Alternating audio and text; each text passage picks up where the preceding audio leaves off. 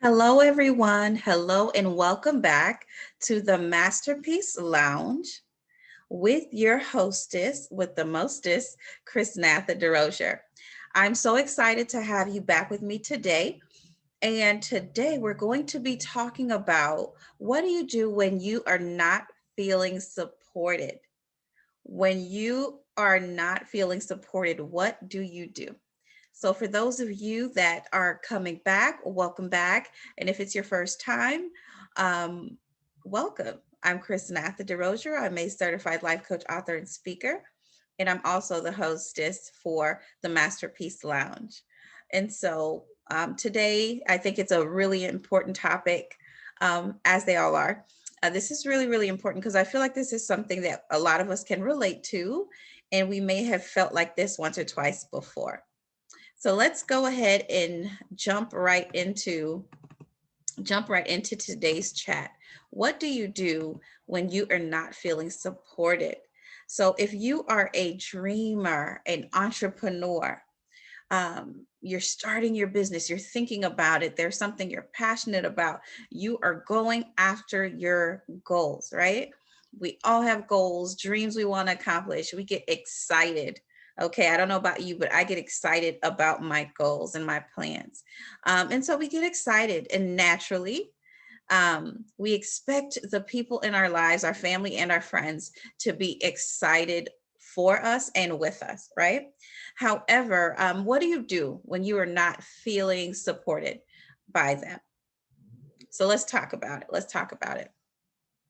So I first want to start off by saying there's no obligation, absolutely no obligation. Okay. Your family and friends are not obligated to be excited for you. They're not obligated to promote your business. They're not obligated to support your business, right? They're not obligated to. It would absolutely be nice if they did. But if they don't, it doesn't mean that they're bad people. But it can definitely make you feel some type of way because I've been there, right? But they're not obligated to do that. And it doesn't necessarily mean that they don't love you. They may not be your ideal customer or client, or just not the right audience for what you are offering. Okay, so there's no obligation that your family and friends have to support, promote, and be excited about your business. All right, so let's first go ahead and um, set that foundation there. Now, I want to ask you a real important question. Are you a serial starter? Are you a serial starter? Now, this is something that I want you to really think about. Many of us, if you're an entrepreneur or dreamer, you may have started a few things over the course of your life, right? You tried a few things, they've worked, they haven't worked, and then you moved on to the next thing.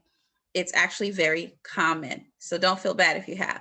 However, if you are a serial starter, it is possible, right? It's possible that your family and friends, maybe they have supported you in the past or not, right? Maybe they've just been spectators and kind of watching your journey from afar, which happens a lot as well.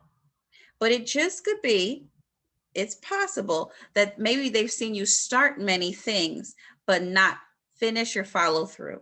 So there might be some doubt on their behalf, right? There might be some doubt on their end. They might say, I don't know if he or she is really serious about this. I don't know if they're going to try it for a little while and then quit, right? I don't know if this is really something that's going to stick.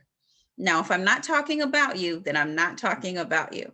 But if this resonates with you, if you feel a little uncomfortable right now, then maybe I am talking to you.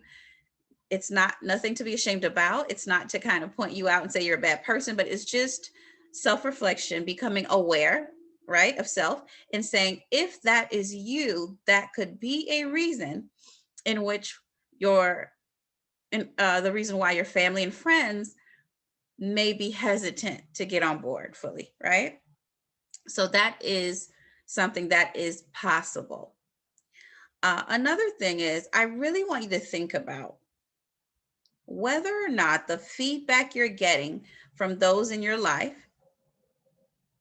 whether it is toxic versus coming from a good place. Not all advice is bad advice, and not all criticism is meant to be negative. Sometimes it's meant to be constructive. And so I really don't want you to cancel everybody in your life who is maybe not completely excited, right? Ecstatic about what you have going on. I want you to really evaluate the whole scenario. But I know that when you are offended or your feelings are hurt, it might be hard to do that. So I want you to think about, could the feedback from this particular person or this group of people, is it toxic, or could it be coming from a good place? Okay, so I really want you to think about that. That's going to take some time for you to really reflect, for you to ask yourself, did he or she have some valid points? The questions that he or she, right, that this person, that this group of people, if it's family, right, that's asking me these questions, are they valid questions? Are they asking me questions to make me think deeper, right? Things that I should consider? Or are they automatically shutting me down and saying, I will never be able to be successful, right? Which could be leaning more on the toxic side. And so you want to really sit down and evaluate the entire situation.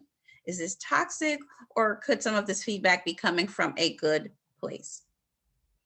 The next thing I want you to do is to get a new support system, because in anything that you're doing, accountability, a tribe, support, a business bestie, right? All of those things are important. And so if you currently don't have it, go and get it, right?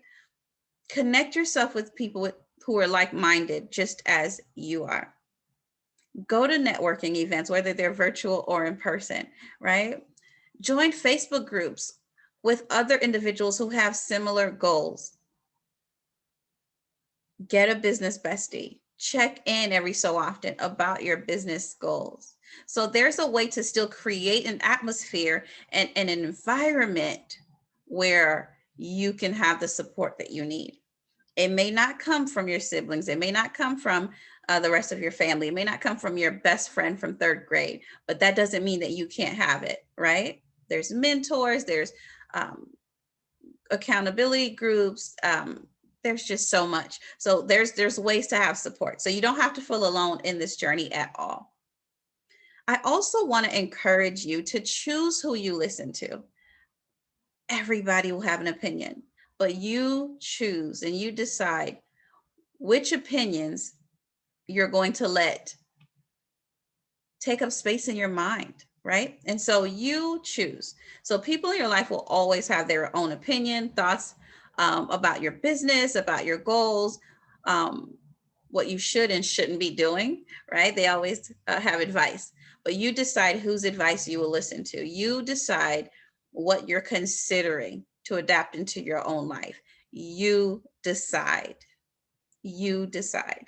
So starting today, I want to make sure that you know that you have the power to decide. Okay? No one's opinion should ever be what it takes to discourage you from reaching your dream, your goals, the things that you've been believing for. They're yours and no one else's.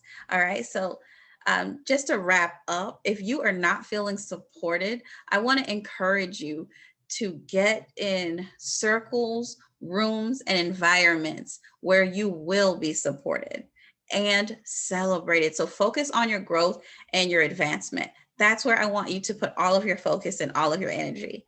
So I really hope that this was super helpful. Just to encourage you that even if you're not feeling supported currently where you are, you don't have to stay there. All right. So get around some amazing people who are like-minded that can really help you along your journey of growth and advancement. So, all right, guys. So that is what I have for you today for the Masterpiece Lounge. Thank you for hanging out with me. I am certified life coach, author, and speaker, and your hostess, Chrisnatha, and I will see you really, really soon. And until then, be well.